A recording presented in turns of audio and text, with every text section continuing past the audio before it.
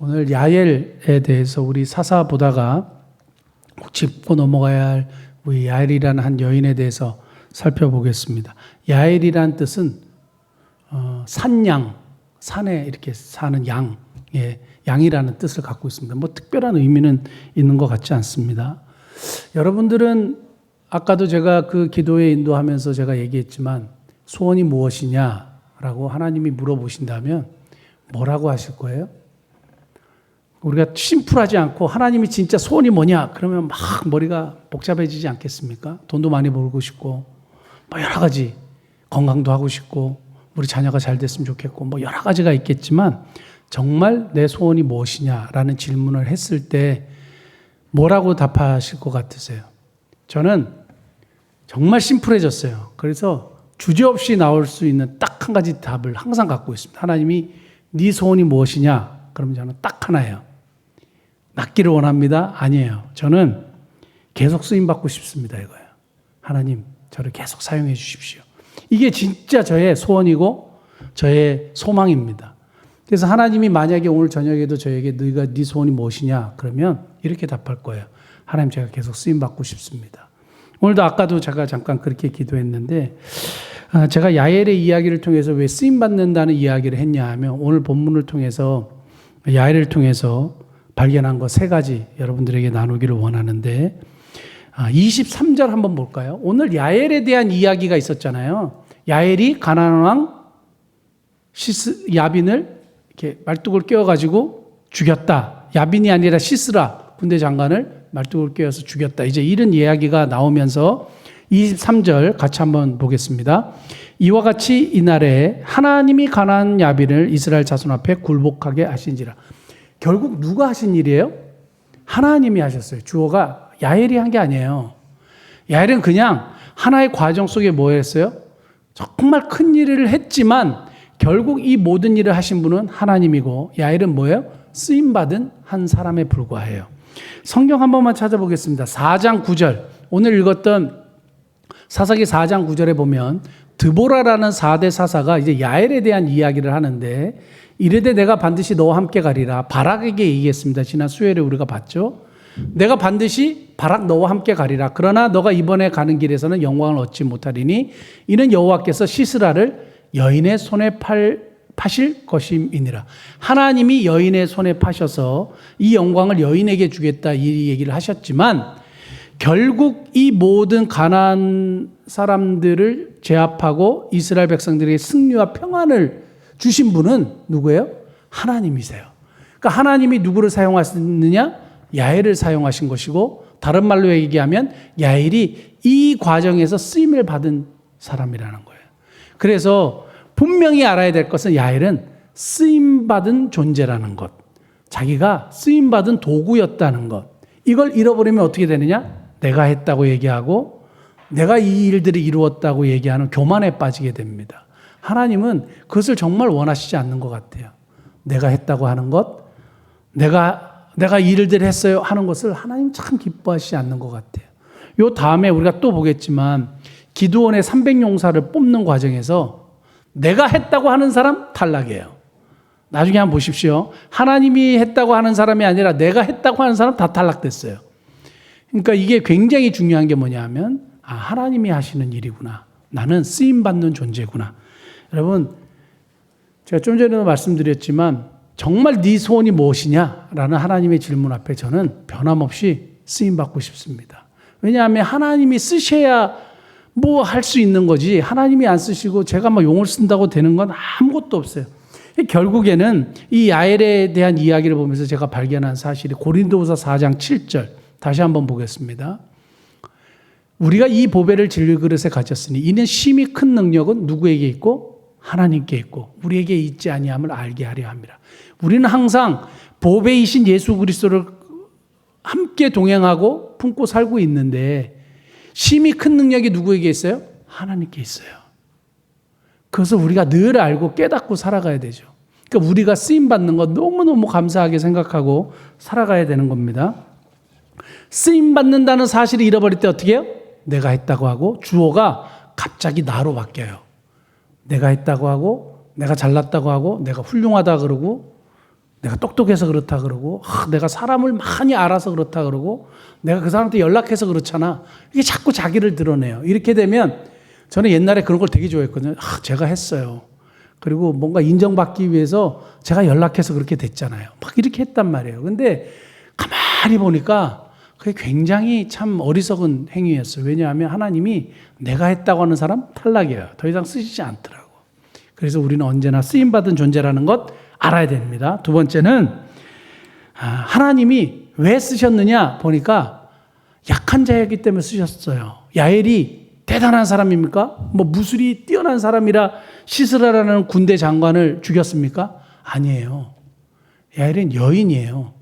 그리고 그냥 누구의 아내였어요. 그리고 특별히 대단한 일과 힘을 가졌던 뭐 천하장사가 아니란 말이에요. 그런데 시스라도 똑똑했던 것이 뭐냐 하면 남자의 장막에 들어가지 않고 야엘의 장막에 들어갔어요. 야엘의 장막에 들어가서 머리를 많이 굴렸던 것 같아요. 뭐 야엘이 들어오라고는 했지만 머리를 많이 굴렸던 것 같아요. 왜냐하면 그 당시에 사람들은 여인들을 천시 여겼거든요. 그래서 시스라는 자기가 여인의 손에 죽을 거라고는 생각도 못했습니다. 과거의 군인들은 상대방에게 죽는 것 괜찮았어요. 그런데 자기보다 밑에 하급에 있는 사람에게 죽는 걸 굉장한 수치와 모욕으로 여겼습니다. 더군다나 여인에게 죽는 것은 더 큰 수치와 모욕으로 여겼어요. 그래서 여인에게 죽는다는 건 상상도 할 수 없었는데 이 시스라라는 대단한 사람이 한 여인에게 죽임을 당하게 돼요. 근데 그 여인이 대단한 여인이냐? 아니에요. 그냥 하나님이 사용하시는 한 사람이었을 뿐이에요. 그래서 아마 하나님의 뜻이 있었는지 모르고 하나님의 어떤 계시를 받았는지는 성경에 나와 있지 않지만 이 야엘은 순종함으로 그 일들을 했습니다. 그런데 약한 자였기 때문에 쓰임받았어요. 약한 자였기 때문에 쓰임받은 것 같아요. 그것이 너무너무 분명해요. 그러니까 내가 잘났고 뭔가 능력이 많아서 쓰임받는 게 아니더라고요. 항상 보면. 그래서 성경은 이렇게 얘기합니다. 고린도서 1장 26절 말씀 보면 형제들아 너희를 부르심을 보라. 육체를 따라 지혜로운 자가 많지 아니하며 능한 자가 많지 아니하며 몸볼 좋은 자가 많지 않아도. 여기 보면 예수 그리스도를 따르며 하나님의 일꾼으로 불러주신 사람들을 이렇게 딱 보니까 오합지졸인 거예요. 학력도 별로 없고 지혜롭지도 않고 별로 능한 자도 별로 없어요. 문벌이 좋은 자도 없어요. 집안이 훌륭한 사람도 없고 뭐 똑똑한 사람도 없어요. 막상 보니까. 근데 이런 사람들을 통해서 하나님이 일을 하셨습니다. 27절부터 29절 같이 한번 볼까요? 27절 같이 보겠습니다. 그러나 하나님께서 세상에 미련한 것들을 택하사 지혜 있는 자들을 부끄럽게 하시려고 하시고 세상에 약한 것들을 택하사 강한 것들을 부끄럽게 하려 하시며 28절 하나님이 세상에 천한 것들과 멸시받는 것들과 없는 것들을 택하사 있는 것들을 폐하려 하시나니 29절 같이 봅니다. 이는 아무 육체도 하나님 앞에서 자랑하지 못하게 하려 하심이라. 약한 자를 들어서 쓰시는데 아주 중요한 게 있어요. 자랑하면 안 돼요. 내가 연약하기 때문에 하나님이 사용하신 거예요.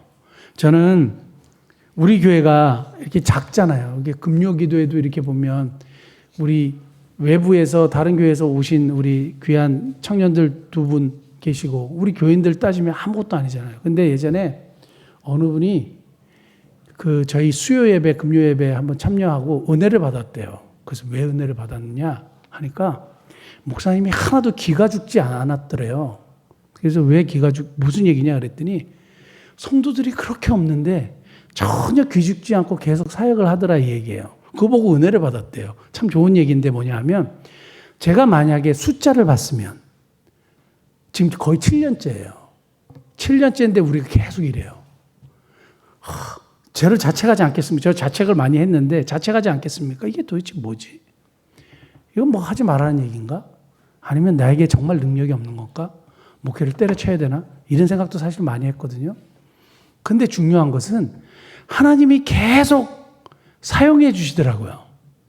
하나님이 계속 쓰임 받도록 계속 길을 열어주시고 일을 행하고 계시고 해외 교회도 세워주시더라고요. 하나님 앞에서 생각하는 것들이 하나하나씩 이루어지고 있더라고요. 하나님이 사용하시는데 내가 똑똑해서가 아니에요. 훌륭해서도 아니에요. 이렇게 목회도 못하고 이렇게 작은 성도들과 함께 목회를 하고 있잖아요. 볼 게 뭐가 있어요? 나타낼 게 아무것도 없는데 뭐예요? 하나님이 사용하고 계세요. 약하니까 사용해 주신 거예요.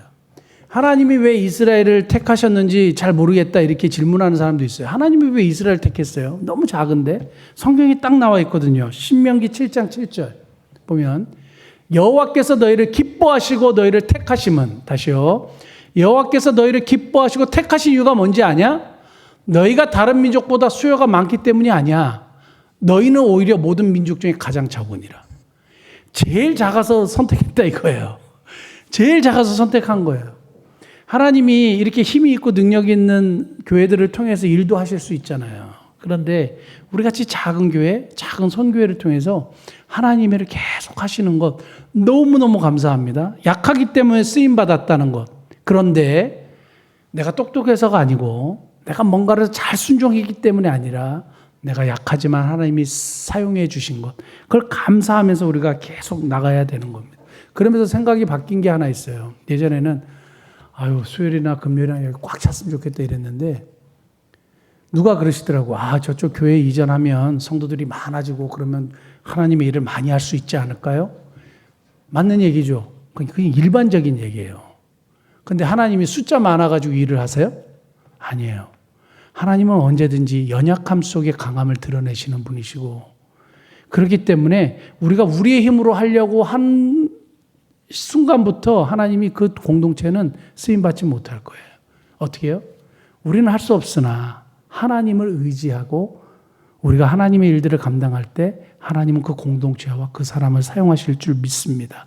결국 자기에게 있는 것으로 구원의 역사에 쓰임받았던 야훼를 통해서 보면 연약했기 때문에 쓰임받았어요. 그래서 이 연약함이 계속돼도 되겠구나 이런 생각을 하게 되는 겁니다. 그래서 기가 죽지 않는 거예요.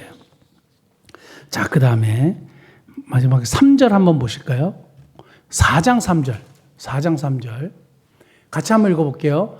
야빈왕은 철병거 900대가 있어 20년 동안 이스라엘 자손을 심히 학대했으므로 이스라엘 자손이 여호와께 부르짖었더라. 이게 뭐냐 하면 부르짖으면 응답하신다 그랬잖아요. 오늘 하나님이 이스라엘 백성으로 하여금 승리케 하신 이유가 뭔지 아세요? 야엘이 왜 쓰임을 받았는지 아세요? 이스라엘 백성이 기도했기 때문이에요. 자, 어떤 기도의 응답의 조건이 뭐예요? 누군가 부르짖어 기도했기 때문이에요. 이스라엘 백성들이 평안함을 다시 찾고 가나안을 이길 수 있었고, 야엘이 시스라를 이렇게 만나갖고 죽여서 이스라엘 백성들에게 승리를 줄 수 있었던 이유는 뭐냐 하면 누군가 하나님 앞에 부르짖어 기도했기 때문이에요. 그 기도의 응답으로 쓰임받은 거예요. 마찬가지로 우리같이 작은 교회와 성교회가 해외에 지금 교회를 세우고 있고 미얀마에 이런 여성 돌봄센터가 세워지고 막 이렇게 막 뭔가 사역이 진행되는 이유는 뭐예요? 그분들이 기도했기 때문이에요. 아프리카에 교회 세운 것 영상을 나눴지만 그 아프리카의 교회가 세워졌을 때 그분들이 막 소리 지르면서 이렇게 찬양하고 기뻐하잖아요. 왠지 아세요? 자기들의 기도 응답을 본 거예요. 아프리카에서 기도했는데 한국에서 응답해갖고 이렇게 된 것은 하나님이 그 일들을 하시는 거란 말이에요. 그러니까 중요한 것은 뭐냐 하면 쓰임받는 이유는 뭐냐? 우리가 잘나서도 아니고 대단해서가 아니라 뭐요? 누군가 기도의 응답을 통해서 쓰임받는 거죠. 그러니까 오늘도 지금 해외에서 누군가 또 한국에서 누군가 뭔가를 열심히 기도할 때 하나님이 응답하셔서 저희를 사용하실 수도 있는 겁니다. 저와 여러분들을 사용하실 수도 있는 건데 중요한 것은 누군가 기도를 통해서 일들이 이루어졌다는 것. 여러분들이 오늘 꼭 기도해 주실 것은 뭐냐 하면 제가 다음 주 월요일 날 CTS 그 촬영을 하기로 했어요. CTS 촬영을 하기로 했는데 우리 교회 온도는 이런 거래요. 근데 가가지고 하는데 제가 계속 기도하는 건 뭐냐면 오늘부터 열심히 기도해야지 하는 것은 행여 내가 했다고 하는 것, 그리고 우리 교회가 했다고 하는 것, 우리 성교회가 했다고 하는 것 절대 말하지 않고 하나님이 하셨다고 얘기하는 것, 예수님이 우리의 사역을 통해서 존귀하게 드러나야 된다는 것, 이걸 꼭 제가 이루고 돌아올 수 있도록, 그래서 하나님이 계속 우리의 사역을 통해서 드러나게. 보니까 이런 일을 했고요. 우리가 이런 일을 했고 이런 사역을 하고요. 그래서 재정이 이렇고요. 이런 얘기 진짜 안 하고 어떻게든지 하나님이 하신 것, 나는 그냥 쓰임받은 존재에 불과하다는 것. 이것을 꼭 드러내고 돌아와서 예수님이 존귀하게 되는 그런 인터뷰가 됐으면, 녹화가 됐으면 좋겠습니다. 그렇게 기도해 주시면 좋겠습니다. 자, 우리 세 가지 말씀드렸는데, 쓰임받는 존재라는 사실을 아는 것, 그 다음에 우리가 약한 자이기 때문에 하나님이 사용하고 계시다는 것, 쓰임받는 이유는 누군가의 기도 응답을 통해서 우리가 받고 있다는 것 기억하시고, 교만하지 않고 하나님 앞에 겸손하게 계속 쓰임받는 저와 여러분 되시기를 축복합니다. 기도하시겠습니다.